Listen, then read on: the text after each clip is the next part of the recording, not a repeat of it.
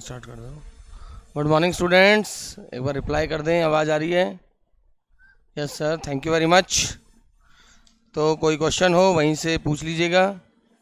आज तो स्क्रीन मेरे दूर है, फिर भी मैं बीच बीच में आके देखता रहूँगा।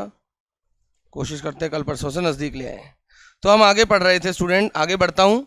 क्वेश्चन नंबर 9 का मैंने फर्स्ट पार्ट कर लिया था। बीएससी हम पढ़ रहे हैं, BSc third year. Okay, so करें। Come to question number 9 second part. Question number 9 second part. आवाज क्लियर आ रही है? एक बार मैं लास्ट बार दोबारा पूछ लेता हूं। वॉइस क्लियर है? ऑडियो वीडियो दोनों? स्टूडेंट, ऑडियो वीडियो दोनों क्लियर? एक बार रिप्लाई कर दें कोई और भी। ऑडियो वीडियो दोनों क्लियर है? ऑडियो क्लियर है सर। वीडियो और वीडियो मैं दिख रहा हूं पूरा? अच्छा, पूरा मतलब जितना दिखना चाहिए। Z का बिंदु पथ ज्ञात कीजिए। Find locus of Z। Find, क्या कह रहे हो? Locus of Z such that, क्या कह रहे हो?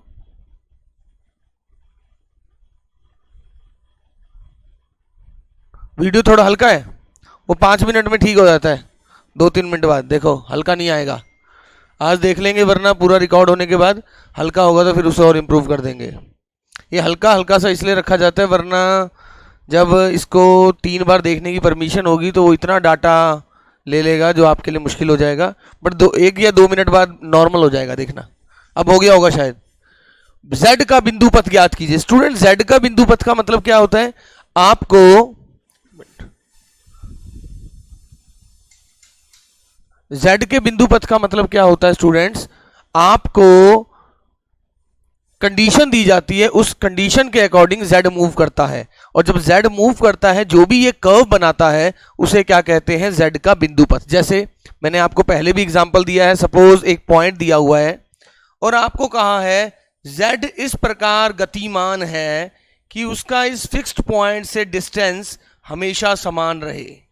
अगर आपको बोला जाए एक फिक्स पॉइंट दे रखा है और Z इस प्रकार गतिमान है कि उसका स्थिर बिंदु से दूरी सदैव समान रहे, तो इस प्रकार घूमने वाला जो Z होता है वो सर्किल बनाता है। देख लीजिए, अगर आपको फिक्स पॉइंट ये दिया है और Z ये रहा, तो आपको बोला है ये P इस प्रकार गतिशील है कि उसका C से जो दूरी है वो हमेशा समान R के रहे, तो का डिस्टेंस R के बराबर।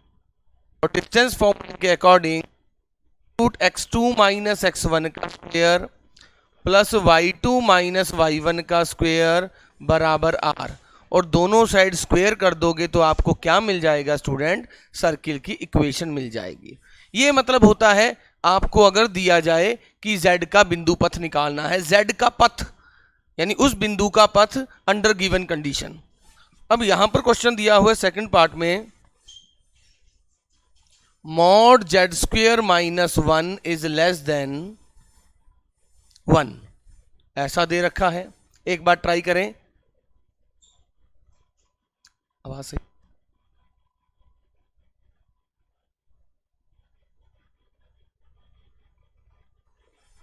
अच्छा, तो देखिए यहां मैंने पहले ही कहा था हिंदी या इंग्लिश में शुरू करना है। Mod Z square minus 1 is less than 1। Put Z बराबर x plus iota y. Z को x प्लस आयोटा वाई रखें क्योंकि डायरेक्टली मुझे नहीं दिख रहा है क्या हो रहा है। तो x प्लस आयोटा वाई का square minus 1 is less than 1। Student, इसे ओपन कर दीजिए। a प्लस बी का होल स्क्वेयर का क्या फॉर्मूला होता है? a square plus b square plus 2ab। तो a square plus b square plus 2ab, और ये -1 तो वैसा का वैसा है ही। तो देखिए ये क्या बनेगा? एक्स स्क्वेयर, ये बना माइनस वाई स्क्वेयर क्योंकि आयोटा स्क्वेयर इज -1 और -1 ये रहा, प्लस आयोटा टाइम 2xy। अब अपने को पता है कि कोई भी कॉम्प्लेक्स नंबर अगर real part plus iota imaginary part के फॉर्म में लिख दिया जाए तो उसका मॉड होता है अंडर रूट रियल पार्ट का स्क्वायर प्लस इमेजिनरी पार्ट का स्क्वायर। तो क्या बन जाएगा, under root of real part का स्क्वायर प्लस इमेजिनरी पार्ट का स्क्वायर, ऐसा, and this become less than 1। तो अब क्या किया मैंने, दोनों साइड वर्ग कर दिया। वर्ग करने पर ये क्या बनेगा, x square minus y square minus 1 का square students plus 4x square y square less than 1। और स्टूडेंट स्क्वेयर करने पर साइन चेंज नहीं होगा, ऐसे जरूर साइन चेंज हो। आप ये भी कह सकते हो सर ये देखो -2 भी तो सर 1 से कम है, और जब मैंने स्क्वेयर किया तो देखिए सर साइन तो बदल गया और आपने यहां नहीं बदला। मगर स्टूडेंट अगर दोनों के दोनों पॉजिटिव हैं तब साइन नहीं बदलता है। जैसे अगर 2 3 से कम है तो इसका स्क्वेयर भी इसके स्क्वेयर से कम ही होगा।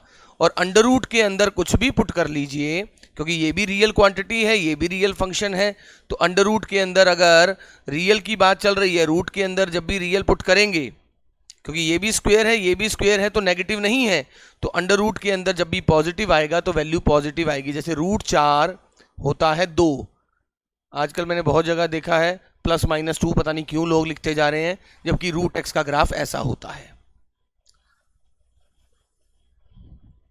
किस्मत अच्छी है कोई ऐसा स्टूडेंट नहीं टकर रहा है जो बता दे कि सर ये क्या कर रहे हो आप, तो चलता जा रहा है उनका मामला, ठीक है जो भी। तो देखिए अब इसका फॉर्मूला खोलें तो देखो a² + b² + c² का फॉर्मूला अपने को आता होगा, a² + b² + c² plus 2ab, but ये माइनस है तो ऐसा आ जाएगा, प्लस 2bc 2 बार है, प्लस 2ca तो यहां -2x² प्लस 4x² दिख रहा होगा, ठीक है, 4x² y² लेस देन 1। तो स्टूडेंट्स ये क्या बन गया, ये इधर प्लस आ गया तो x4 बिल्कुल जैसा मैंने स्क्वायर को ओपन किया था स्टूडेंट, आप देखो इस 1 से तो कट जाएगा, चलो 1 से तो 1 कट गया, plus 2x² y² plus 2y² minus 2x² less than 0। Sorry कौन है भाई, ओके। तो अब ये मुझे फॉर्मूला बनाना है, क्या ये किसी के स्क्वायर का फॉर्मूला है कि ऐसा ही छोड़ना पड़ेगा। एक बार वैसे मैं आंसर भी मैच कर लूं ताकि अपने को आंसर भी पता लग जाए, आंसर सर ने दिए हुए हैं कि नहीं।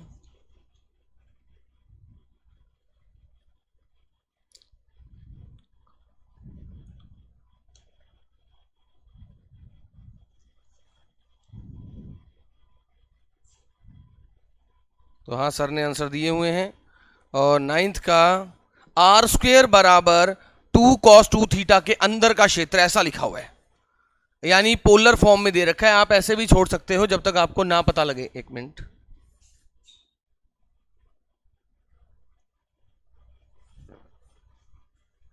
जब तक आपको ना पता लगे तो आप इसको ऐसे भी। अब देखिए अब हमें बात कर रखी थी, अगर मैं इसको ओपन करूं ये x² और y² का फॉर्मूला बन रहा है, देखिए x² + y² का होल स्क्वायर, आप चेक कर सकते हैं। x² + y² का होल स्क्वायर क्या होता है, a² + b² + 2x² y²। और ये देखिए क्या बना, दिस वन इज, इसको उधर ले जाइए या फिर अगर ऐसे ही रहने देना है, चलो, less than 2 time x² - y²। Okay, उधर गया 2x² गया 2y², और ये होता है x² + y² पोलर फॉर्म में क्या होता है स्टूडेंट, r² होता है। जैसा कि आपने पढ़ा था, x को हमने पोलर फॉर्म में r cos थीटा लिखा था, y को ध्रुवीय रूप में r sin थीटा लिखा था, और जब मैंने इन दोनों का स्क्वायर करके प्लस किया स्टूडेंट्स, आप जरा जोड़ के स्क्वायर करके प्लस कर दो तो r² cos² और r² sin² में r² कॉमन और cos square theta plus sign square theta 1, यानी ये r स्क्वायर होता है, तो ये बना r4, ये r4 बन गया। ठीक है, this one is less than 2 time, और ये क्या बनेगा स्टूडेंट्स, एक्स स्क्वायर का मतलब होता है r square cos square theta minus r square sine square theta, r raise to power 4 less than cos square theta minus sine square theta क्या होता है विद्यार्थी गणों, ये होता है cos 2 थीटा। और r स्क्वायर से अगर मैं r स्क्वायर काट दूं साइन नहीं बदलेगा, क्योंकि r का मतलब क्या होता है, r का मतलब होता था मूल बिंदु से दूरी, मॉड z ही तो r होता था, और मूल बिंदु से दूरी कभी नेगेटिव नहीं होती, और पॉजिटिव चीज अगर काट दो तो भी चिन्ह नहीं बदलता है।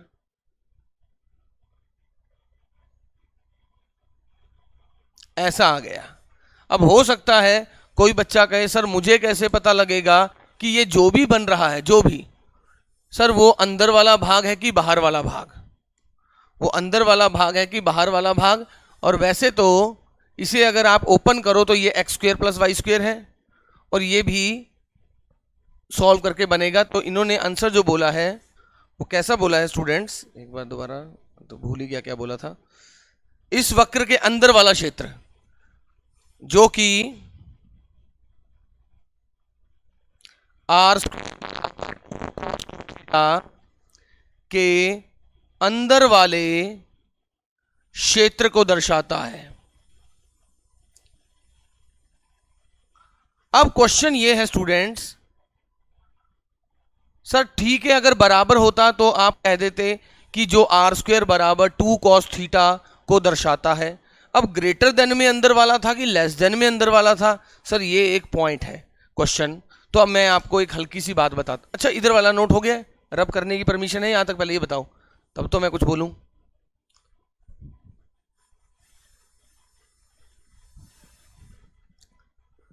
ये रब कर दूं, डन सर, तो डन का मतलब है मैं इसे रब कर दूं। अब आप सुने मेरी बात, जैसे मैं उसी पे आ रहा हूं जो हमने जब भी पोलर फॉर्म किया सबसे पहले किया था, r बराबर 1 प्लस कॉस थीटा, इसे स्टूडेंट हम कहते थे कार्डियोइड। अब आप देखिए कॉस की सबसे बड़ी वैल्यू होती है 1, और r का मतलब है मूल बिंदु से दूरी, तो 1 प्लस 1 2, तो r सबसे ज्यादा r की वैल्यू 2 हो सकती है, क्योंकि cos की सबसे बड़ी वैल्यू 1 होती है। cos की सबसे बड़ी वैल्यू 1, यानी r बराबर 1 प्लस 1 2, r सबसे बड़ा 2 हो सकता है। 2 का मतलब मूल बिंदु से 2 दूरी तक। तो देखिए मैंने क्या किया, 2 दूरी तक जितने सर्कल बना पाऊं उतना बढ़िया है। आधा सर्कल ये डॉटेड बनाया है, 1 सर्किल, कहीं ये मत कहना सर आधा आधा दिख रहा है मुझे, 1.5 2 यूनिट का सर्किल। अब आप देखिए मैं इसको बनाता कैसा हूं, असल में r और थीटा वाले कर्व कैसे बनते हैं और x और y वाले। तो देखिए जब थीटा 0 था, ये 0 डिग्री, 45 डिग्री, 90 डिग्री, 180 डिग्री, और यहां पर माइनस 180 डिग्री। तो देखिए थीटा जब 0 है, cos 0 होता है 1, 1 प्लस 1, r हो गया मूल बिंदु से 2 दूरी। थीटा जब 30 है, प्रारंभिक रेखा 30 डिग्री घुमाई, cos 30 कितना होता है, √3/2, √3/2 मतलब 1.73/2, भाग करोगे तकरीबन ऐसा आएगा। तो 1 प्लस 0.86 इज 1.86, मूल बिंदु से 1.86 की दूरी। 60 डिग्री, cos 60 होता है आधा, 1 प्लस आधा होता है 3/2, 1.5 ऐसा। cos 90 होता है 0, 1 प्लस 0 इज 1, तो r की वैल्यू 1 का मतलब मूल बिंदु से 1 दूरी। ये देखिए 120, cos 120 का मतलब होता है cos 180 माइनस 60, 180 माइनस 60 ही तो cos 120 होता है, और cos 180 माइनस थीटा होता है minus cos theta, minus cos π/3, यानी माइनस √3/2। cos π/3 होता है √3/2, सो माइनस √3/2 का मतलब माइनस 0.86। तो 1 सॉरी cos 60 होता है आधा, सॉरी कॉस 60 होता है आधा, तो माइनस आधा, तो 1 माइनस आधा इज आधा। और इन द सेम वे ये आ गया 150, 150 का मतलब होता है 180 माइनस 30, कॉस 180 माइनस 30 क्या होता है स्टूडेंट, माइनस कॉस 30, यानी माइनस √3/2, यानी माइनस √3/2 का मतलब माइनस 0.86, तो 1 माइनस 0.86 0.14। और ऐसे ही कॉस 180 होता है -1, 1 माइनस 1 इज 0। तो ऐसा फिर हम इनको ड्रॉ कर देते थे। ये कर्व बेसिकली ऐसा बनता है। और आपको पता होना चाहिए cos theta is same as cos minus theta, cos theta is same as cos minus theta. तो जैसा ऊपर वैसा ही प्रारंभिक रेखा के नीचे, तो जैसा ऊपर बनाया है एग्जैक्टली वैसा ग्राफ नीचे बन जाएगा। यहां थीटा बराबर 0 आ जाएगा और यहां थीटा बराबर पाई आ जाएगा। ऐसा हम बचपन से करते थे। अब बात आई इसकी। अब मैं आता हूं अपने दोबारा मुद्दे पे। बेसिकली आप ऐसा कर सकते हो कि लेस देन 0 है तो अंदर वाला ही होगा। देखें जरा, तो यहां पर आर क्या आ गया स्टूडेंट, आर बराबर प्लस माइनस √2 cos 2 थीटा, ऐसा। ओके, आर बराबर प्लस माइनस √2 cos 2 थीटा। तो देखिए अब यहां पर अगर आप इसका ग्राफ बनाओ, वैसे अभी मेरा मेन मुद्दा ये नहीं क्योंकि ये तो फर्स्ट ईयर में हम करते थे, यहां बहुत ज्यादा ग्राफ की जरूरत नहीं है, तो फिर भी थीटा 2 थीटा आर। आपको पता है कॉस की जो वैल्यू होती है ना, कॉस की वैल्यू 0 से 90 तक तो पॉजिटिव होती है और उसके बाद π/2 से 3π/2 तक नेगेटिव होती है, फिर पॉजिटिव होना शुरू हो जाती है। ऐसा होता है। तो देखिए जब थीटा 0 है तो 2 थीटा भी 0 है, और कॉस के अंदर 0 आएगा तो कॉस 0 1, यानी आर बराबर प्लस माइनस √2। थीटा 45 है तो 2 थीटा 90 हो गया, कॉस 90 0 होता है, कॉस 90 0 होता है, ऐसा आ गया। उसके बाद मैं सीधा 3π/2, क्योंकि उसके बाद आपने कुछ पुट कर दिया नेगेटिव आ गया, तो रूट के अंदर नेगेटिव होता है तो डिफाइंड नहीं है, क्योंकि ऐसा थोड़ा ना कहूंगा आज मैं 2 आयोटा किलोमीटर चला, इसका कोई फिजिकल मीनिंग नहीं है। तो अब क्या है, यहां पर होता है 3π/2, तो मैंने पुट किया 3π/4। तो आया क्या, जब मैंने इसको 2 से गुना किया, थीटा अगर ये है तो 2 थीटा क्या हो जाएगा 3π/2, कॉस 3π/2 दोबारा 0 होता है। अब आगे बढ़ा, यहां पर क्या वैल्यू आएगी, ये होता है असल में 2π, और यहां पर पुट करना पड़ेगा पाई। ये कितना है 135, जो जब मैंने पाई पुट किया तो यहां आ गया 2π, 2 थीटा 2π हो गया, और cos 2π कितना होता है 1, 1 इंटू 2 इज 2। तो ग्राफ कुछ ऐसा बनेगा, मैं अब रफ सा ग्राफ बना के दिखाता हूं। देखो cos की सबसे बड़ी वैल्यू आ रही है √2 तक, आधा रेडियस, एक रेडियस, √2 तक। इसकी सबसे बड़ी वैल्यू √2 होगी, क्यों, cos की सबसे बड़ी वैल्यू 1 होती है, 1 इंटू 2 इज 2, 2 का रूट। जब थीटा 0 था तो आर की वैल्यू √2 भी थी माइनस √2 भी थी। जब थीटा π/4 था, थीटा π/4 था तो वैल्यू 0 आ गई। इनके ग्राफ हमें थोड़े थोड़े पता होते हैं, ये मैंने एक्चुअली बीच वाले पॉइंट मिस कर दिए, इसलिए मैं रफ सा बना रहा हूं, बीच वाले पॉइंट पुट कर दिए, वरना तो आपको और पुट, आपने 0 के बाद 2 थीटा में सीधा 90 पुट किया है, उसके बीच में भी तो कुछ होता है, 30 पुट करोगे, 60 पुट करोगे, 45 पुट करोगे, बट मैं ज्यादा पॉइंट्स के चक्कर में नहीं रहना चाहता, इसलिए मैंने ऐसा पुट कर दिया। 3π/4 ये रहा, पे वैल्यू 0 है, पाई पर √2 भी है और माइनस √2 भी है, तो इसका ग्राफ कुछ ऐसा होगा स्टूडेंट, इसका वैसे ग्राफ ऐसा होगा, r² बराबर 2 cos थीटा। अब क्या कह रहे हैं, जो r की वैल्यू है वो कम है 2 cos 2 थीटा से, मतलब क्या कह रहे हैं, जब देखो आपके पास आंसर ये आया है लेस देन 2 cos 2 थीटा, जब थीटा 0 था तो r² 2 से कम, भाई थीटा जब 0 होता है तो ये 1 हो जाता है, cos 0 1, तो r² 2 से कम, r² 2 से कम का मतलब r √2 और माइनस √2 से, मतलब r √2 से कम, √2 से कम मतलब r यहां होगा, अरे आर का मतलब है मूल बिंदु से दूरी। अगर थीटा 0 हो जाए, यही है 0 डिग्री, 0 डिग्री यही तो है, ये रहा 0 डिग्री। 0 डिग्री पे आर की वैल्यू क्या है, r square is less than 2। R square अगर 2 से कम है मतलब आर भी √2 से कम है। ये रहा, ये रहा कि नहीं? तो इसका मतलब ये कौन सा कर्व आ गया, अंदर वाला भाग आ गया। वरना आप ऐसा देख लिया कीजिए, r square -2 cos theta less than 0 है तो अंदर वाला भाग देख लिया कीजिए। वरना असली में इसको ऐसे देखना पड़ता है, तभी मैंने लिखा है जो कि आर स्क्वेयर बराबर 2 कॉस थीटा के अंदर वाले क्षेत्र को दर्शाता है। जब ये लेस देन लिखा होता है तो अंदर वाला क्षेत्र, ग्रेटर देन लिखा होता है तो बाहर वाला क्षेत्र। अब आप खुद सोचिए ना, अगर ऐसा लिखा है कि आर ग्रेटर देन 1 प्लस कॉस थीटा, यानी 1 प्लस कॉस थीटा का जैसा भी डायग्राम था स्टूडेंट्स, 1 प्लस कॉस थीटा का जैसा भी डायग्राम था, यानी थीटा बराबर 0 पे उसकी जो भी वैल्यू आई होगी, अब उस वैल्यू से आर बड़ा है। आर बड़ा है मतलब पहले 0 पे आया था 1 + 1 2, आर अगर बराबर होता, आर अगर बराबर होता तो आर की वैल्यू थीटा 0 पे 2 आती, अब 2 से ज्यादा आएगी, ज्यादा आई मतलब बाहर वाला भाग।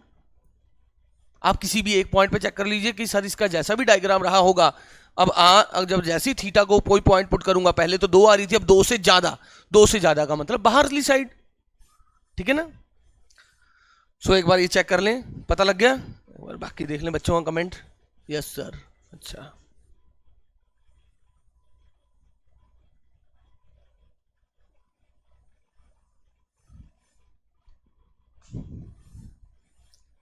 एक बार नोट कर लें।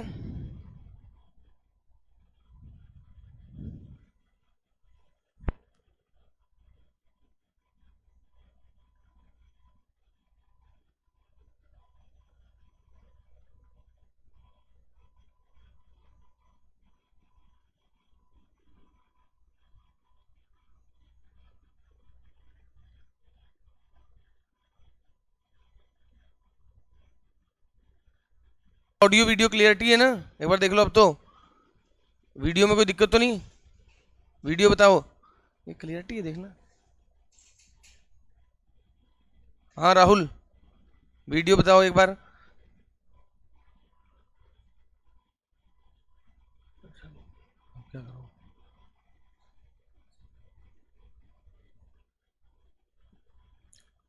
अच्छा स्टूडेंट एक बात सुनिए, ये एक्चुअली जो टाइपिंग वाला था उसने रंगलाल थालोर से मीटिंग भेज दी है, तो एक बार हम इसे हटा कर एक बार दोबारा मीटिंग भेज रहे हैं, दोबारा ज्वाइन कर लो, ठीक है ना? वो एक्चुअली नाम आशुतोष से करना था, वो रंगलाल से किया है, तो ये वैसे ही बंद हो जाएगा। एक बार दोबारा भेज रहे हैं आपको, क्या कहते हैं, 1 मिनट, ठीक है ना? 1 मिनट, यहाँ से आपको लीव मीटिंग करा रहे हैं और दोबारा मैसेज आ रहा है, उसको बताओ ना वो क्या।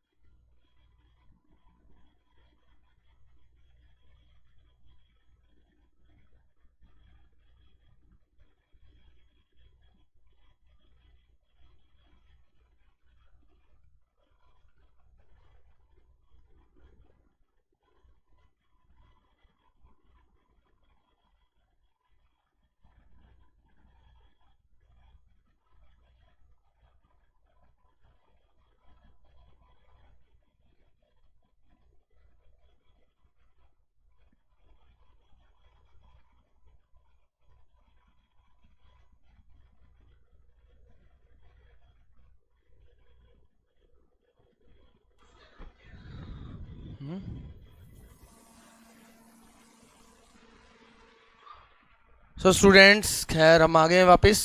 अब आप देखिए, एक्चुअली क्या था कि पहले जूम का प्लान नहीं लिया हुआ था, तो जिसने ये सारा सेटअप लगाया था उसके नाम से एक होस्ट बना हुआ था, तो उसी में हमने मीटिंग स्टार्ट कर दी थी, इसलिए ये प्रॉब्लम आ गई थी।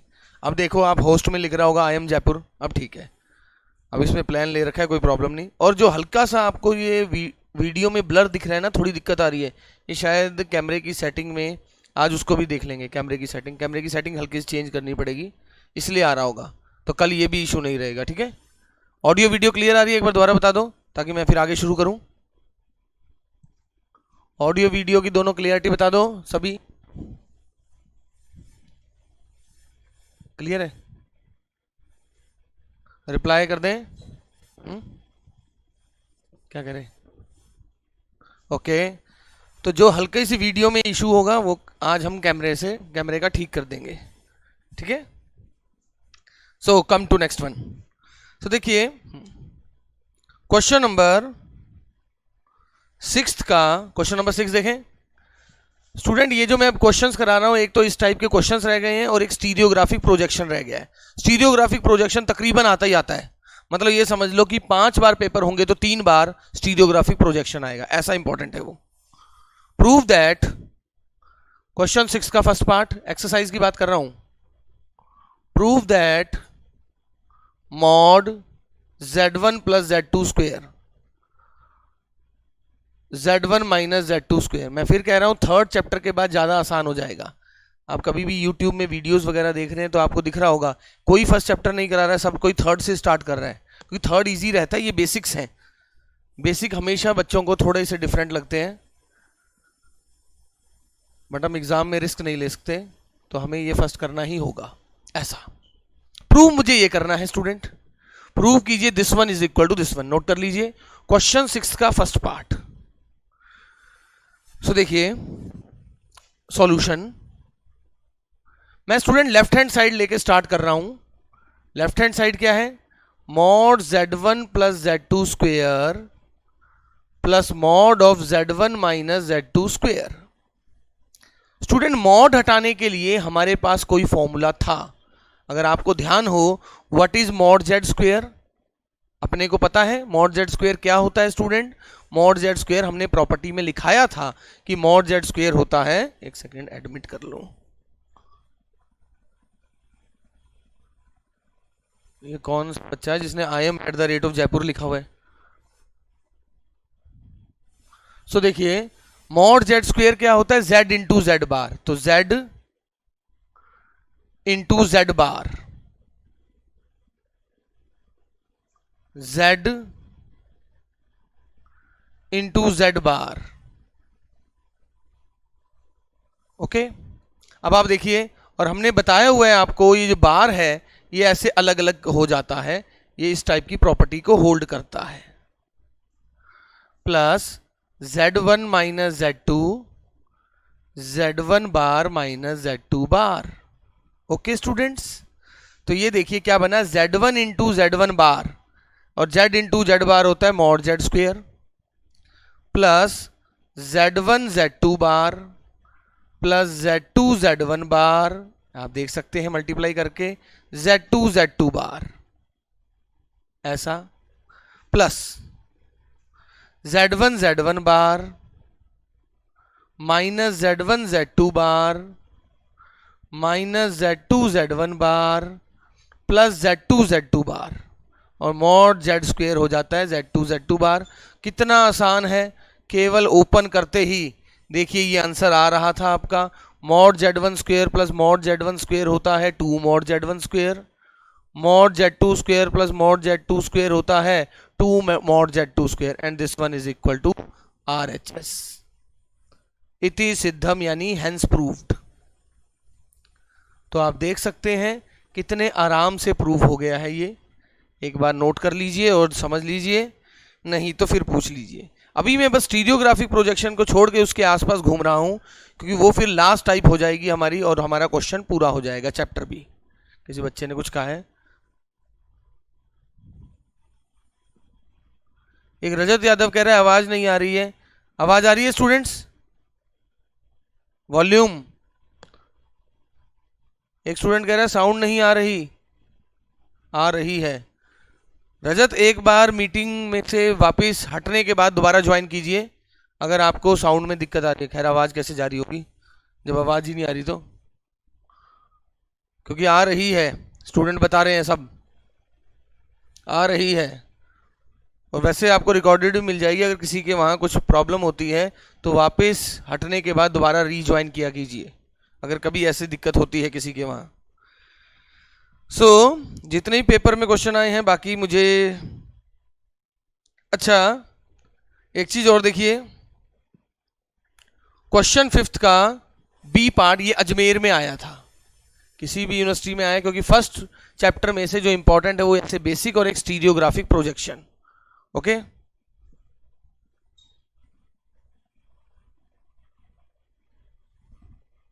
ठीक है। Mod z greater than equal to mod real part of z, दोबारा लिखा है, प्रूव करना है students, plus mod imaginary part of z upon √2 for all z belongs to complex number. आपको ऐसा बोला हुआ है, देख लीजिए स्टूडेंट्स, आपको कुछ ऐसा बोला है, mod z is greater than equal to real part का मॉड जेड। प्रूव करना है, ये बेसिकली प्रूव करना है। एक बार कोशिश करके देखिए क्या कर सकते हैं स्टूडेंट। अगर मैं z को x प्लस आयोटा वाई लूं, मतलब प्रूव करना है कि लेफ्ट साइड और राइट साइड बराबर है। तो देखिए स्टूडेंट, किसी चीज को अगर आपको प्रूव करना हो ना, एक तरीका तो होता है एक साइड लीजिए और दूसरी प्रूव कर दीजिए, बट ऐसे प्रूव करना थोड़ा मुश्किल लग रहा है। और दूसरा एक और तरीका होता है कि आप क्या कीजिए, इसको सॉल्व करने के बाद कुछ ऐसा आ जाए जो हमेशा सही है।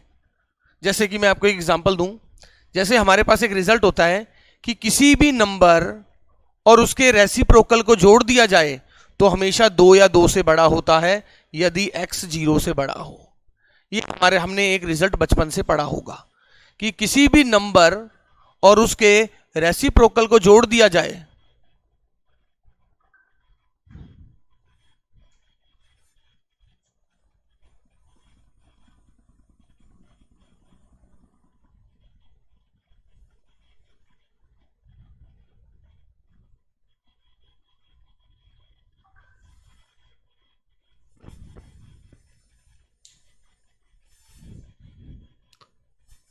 क्या ये बंद क्यों हो गया?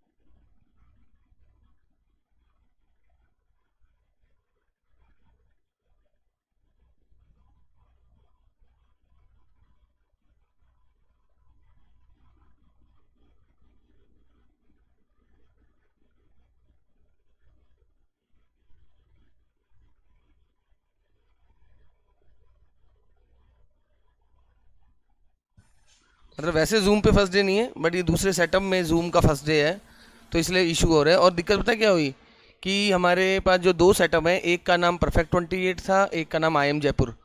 तो जो ऊपर वाला सेटअप लगता था वो परफेक्ट 28 था उसका आईडी, इसका IM जयपुर था। तो क्या हुआ कि यहाँ पर भी अभी सर IM परफेक्ट 28 डाल के चले गए, जैसे ही ऊपर वाले सेटअप में परफेक्ट 28 डाला ये डिस्कनेक्ट हो गया। तो अब जाके दोबारा इसमें IM जयपुर तो वापस आ जाते हैं। आज क्या इशू है बस। खैर, और शायद और जिसकी वीडियो नहीं आती वो ज्वाइन ऑडियो में क्लिक कर दीजिए, जिसको ऑडियो नहीं आ रही है।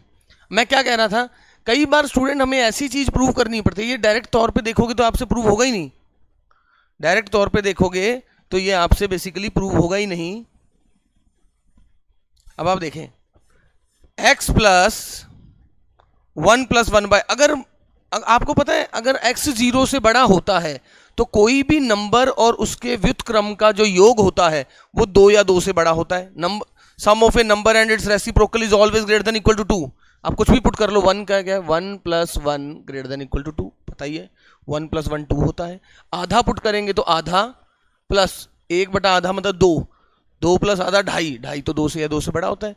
तो इसको प्रूव करने के लिए कि ये बात सही है कि नहीं, मैंने लघुत्तम ली, तो क्या आया, x square greater than equal to 2 plus 1।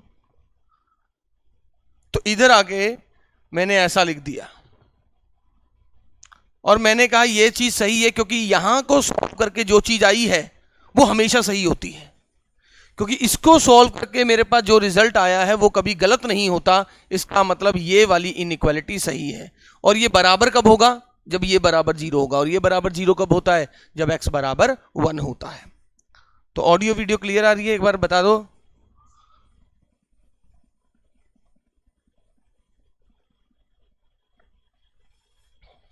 ठीक है ना स्टूडेंट्स।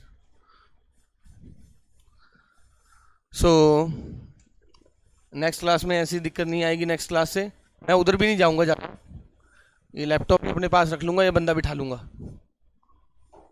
तो ठीक है, तो अब मुझे भी ऐसी चीज प्रूव करनी है। तो देखो मैंने क्या कर रहा हूं, सोच के देखिए, अगर एग्जाम में ऐसा आ जाता और आप सीधा एक साइड लेके दूसरी साइड प्रूव करना चाहते तो प्रूव नहीं होती। मगर आपको पता है कि अगर ये चीज हमेशा सही है तो इससे जो निकलेगा, अगर ये बात हमेशा सही है, क्योंकि इसका मतलब यही है और ये बात कभी गलत नहीं है, इसका मतलब ये बात हमेशा सही है, तो प्रूव हो ही गया। तो वो भी ऐसे प्रूव करते हैं, माना z बराबर x plus iota y. Okay, इसका मतलब मॉड z क्या हो गया, अंडर रूट एक्स स्क्वायर।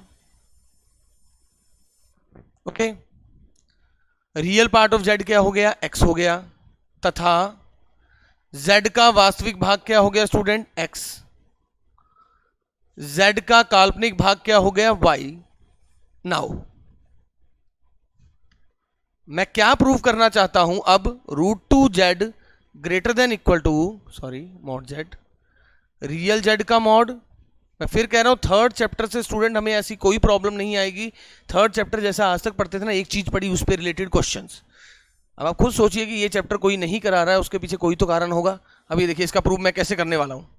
अगर मैं इससे कुछ ऐसा निकाल के दे दूं जो हमेशा सही है, मुझे दिखाना है कि ये हमेशा इससे बड़ा होता है, और आखिरी में कुछ ऐसा निकल जाए इसी को सॉल्व करके, ये हमेशा इससे बड़ा होता है, ये सत्य है मैं कह रहा हूं, और आखिरी में मैंने ये निकाल के दिखा दिया, क्योंकि देखो साफ दिख रहा है कि ये 0 से बड़ा है, इसका मतलब ये सत्य रहा होगा।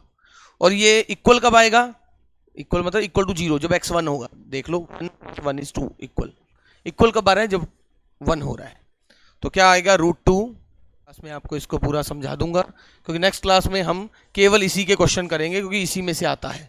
तो स्टीरियोग्राफिक प्रोजेक्शन क्या होता है स्टूडेंट, स्टीरियोग्राफिक प्रोजेक्शन में प्रोजेक्शन या त्रिविम प्रक्षेप, आपको क्या होता है, एक गोला यानी स्फीयर दिया होता है और एक प्लेन दिया होता है।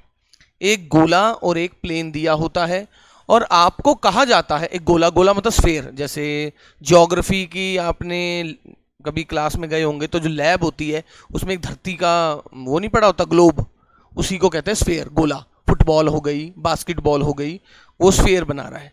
तो आपको एक गोला दिया होता है और एक समतल दिया होता है, और आपको कहा होता है कि इस गोले और इस समतल के हर बिंदु के बीच में आप 1 1 कोरेस्पोंडेंस बनाइए। आप इस गोले और इस समतल के प्रत्येक बिंदु में एकाकी और आच्छादक के लिए एक प्रतिचित्रण स्थापित कीजिए, और इसी वन वन कोरेस्पोंडेंस को हम क्या कहते हैं, स्टीरियोग्राफिक प्रोजेक्शन। इसके लिए सबसे पहले जो काम किया था स्टूडेंट, वो एक इंसान ने किया था, जिस इंसान का नाम था रीमान। रीमान ने क्या कहा था कि वो जो समतल उसने लिया वो लिया था एक्स वाई प्लेन। उसने जो समतल लिया था स्टूडेंट वो एक्स वाई प्लेन लिया था। अब अगर मैं एक्स वाई प्लेन लेता हूं, एक्स वाई समतल लेता हूं स्टूडेंट, तो एक्स वाई प्लेन में जो ये बिंदु x कॉमा वाई होगा कोई भी, उसको उसने तुलना की x कॉमा वाई कॉमा 0 से। एक्स वाई प्लेन में हमेशा z 0 होगा और किसी भी कॉम्प्लेक्स नंबर को x कॉमा वाई की तरह दिखाया जा सकता है। तो अब उसने क्या बोला रीमान ने कि हर कॉम्प्लेक्स नंबर के लिए गोले पर एक बिंदु होगा, गोले के हर बिंदु के लिए कॉम्प्लेक्स प्लेन पर एक बिंदु होगा। मतलब क्या कह रहे हैं, जैसे अगर हमें दिखाना होता था स्टूडेंट, देखो ये मैं एक बात करके देखता हूं, सेकंड ईयर में आपने पढ़ा है कि नहीं। मान लो मुझे दिखाना है कि नेचुरल नंबर यानी प्राकृतिक संख्या में उतने ही एलिमेंट हैं जितने पूर्णांक में हैं। स्टूडेंट देखो, दो सेट अगर फाइनाइट होते हैं ना, तब तो साफ दिख जाता है क्या इन दोनों सेट में एलिमेंट बराबर हैं। हाँ भाई सर देखिए, इसमें भी 3 है, इसमें भी 3 है। पर इनफाइनाइट में ऐसा नहीं होता। मान लो यहां एक समुंदर पड़ा है, यहां एक समुंदर, और मैं कहूं दोनों में बताओ बूंदे बराबर है, तो आपने कहा हाँ बराबर है, चलो मान लिया।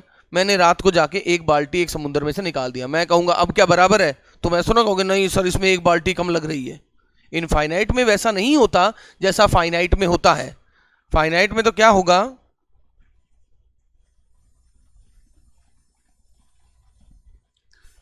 जैसे फाइनाइट में तो क्या होगा, यहां से अगर मैं एक पॉइंट भी निकाल दूं तो आपको पता लग गया इस सेट में 2 एलिमेंट है और इस सेट में 3 एलिमेंट है।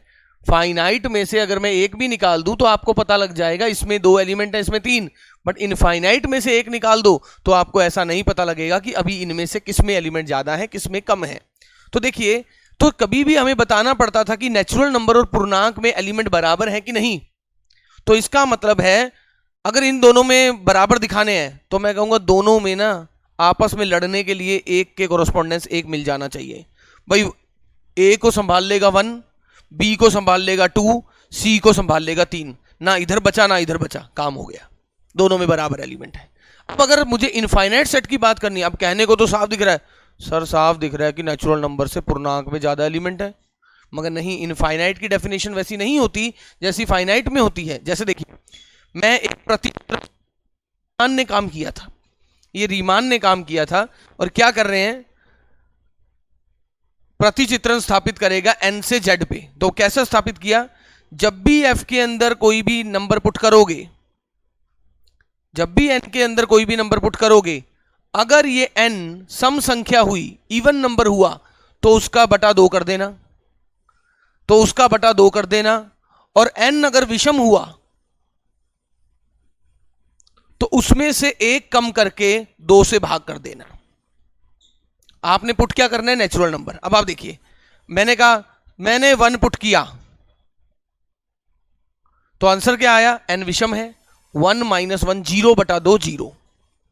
मैंने 2 पुट किया, 2 पुट करेंगे, 2 के लिए क्या डेफिनेशन है, 2 के लिए 1 आ गया। मैंने 3 पुट किया,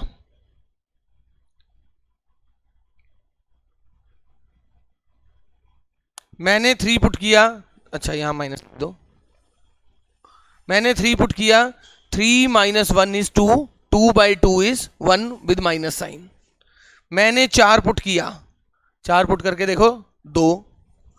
मैंने 5 पुट किया, 5 - 1 is 4 और 4/2 is 2 - 2। इस टाइप से आप देख रहे हो, इधर नेचुरल नंबर आते जाएंगे और इधर भी कोई पूर्णांक मिस नहीं हो रहा। हर नेचुरल नंबर को संभालने के लिए इधर एक पूर्णांक होगा, हर पूर्णांक को संभालने के लिए इधर एक नेचुरल नंबर होगा।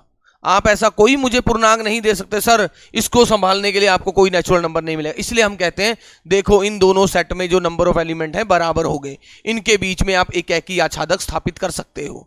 आच्छादक एकाकी स्थापित करने का मतलब है जितने अब इस सेट में एलिमेंट है उतने ही इस सेट में एलिमेंट है, दोनों के बीच में। क्योंकि इनफाइनाइट में ऐसा नहीं कहते भाई इन दोनों में बराबर एलिमेंट दिख रहे हैं, ऐसे कैसे दिख रहे हैं भाई। मैंने आपको अभी बताया अगर मेरे पास 2 समुंदर हो मैंने अभी आपको बताया स्टूडेंट कि अगर मेरे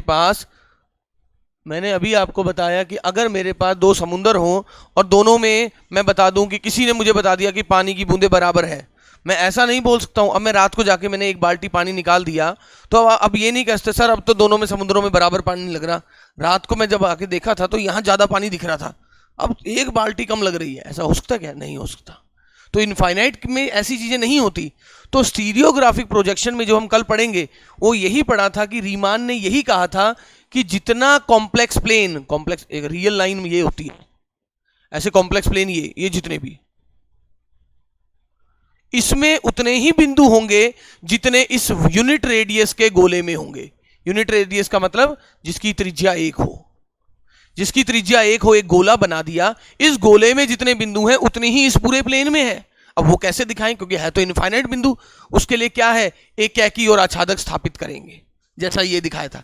जैसा मैंने कहा नेचुरल नंबर में उतने ही एलिमेंट हैं जितने पूर्णांक में हैं, उसी टाइप से यहां दिखाया गया यूनिट रेडियस के गोले में उतने ही बिंदु हैं जितने पूरे कॉम्प्लेक्स प्लेन में हैं। और इसी पे काम किया था रीमान ने, और इसी टाइप के प्रतिचित्रण को हम क्या कहते हैं, स्टीरियोग्राफिक प्रोजेक्शन।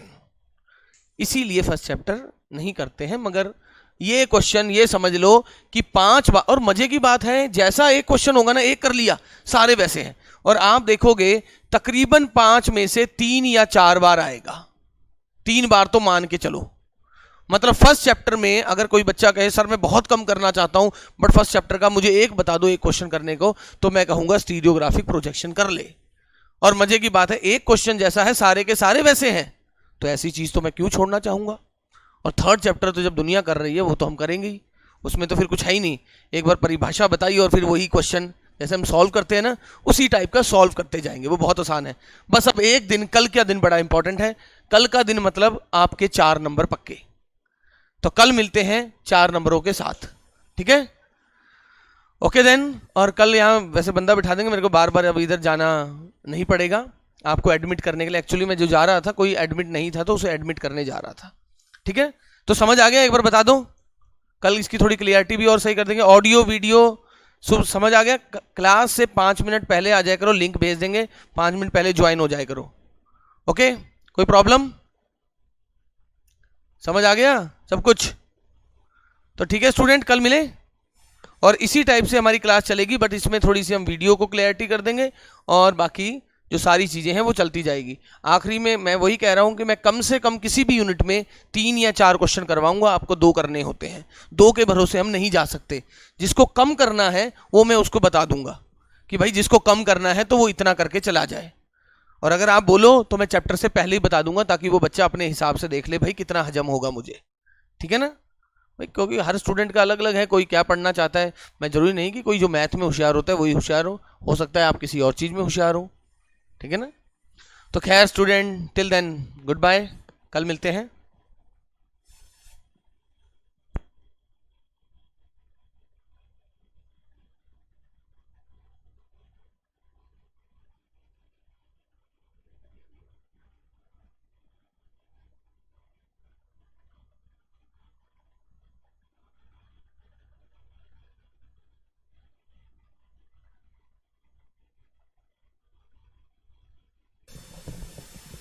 अच्छा, एक स्टूडेंट पूछ रहा है कि रिकॉर्डेड लेक्चर कहाँ मिलेंगे हैं? रिकॉर्डेड लेक्चर आप IIM जयपुर जो है स्टूडेंट, रिकॉर्डेड लेक्चर के लिए IIM जयपुर ऐप है वो डाउनलोड कर लेना, और उसमें कोड हमारा है BSc 3YRC। तो जिसकी फीस आती है वो बैच कोड ये डालेगा तो एडमिट के लिए हमारे पर रिक्वेस्ट आ जाएगी। जैसे ही हम उसको देख लेंगे या हमें टाइम मिल जाएगा हम एक्सेप्ट कर लेंगे, उसके बाद वो देख पाएगा। 3 बार देखने की परमिशन है, बट पहला 1 यूनिट तक तो वो मैं वहीं पर पड़ा रहेगा, उसको चाहे 50 बार देखना, ठीक है ना? पहले यूनिट तक तो आप चाहे 50 बार ही देखना, मगर उसके बाद मैं उसे स्टोर में डाल दूंगा। अगले वाले यूनिट्स को आप 3 बार देख पाओगे एग्जाम तक। अब वो आपको देखना है कि एक बार तो लाइव क्लास में देख लेना, बाकी उसके बाद आप कैसे कैसे देखोगे वो अब आपको देखना है। मैं अप्रैल तक का उसमें डाल दूंगा, तो अप्रैल तक अब आप कभी भी 3 बार देखिएगा, ठीक है? Okay then.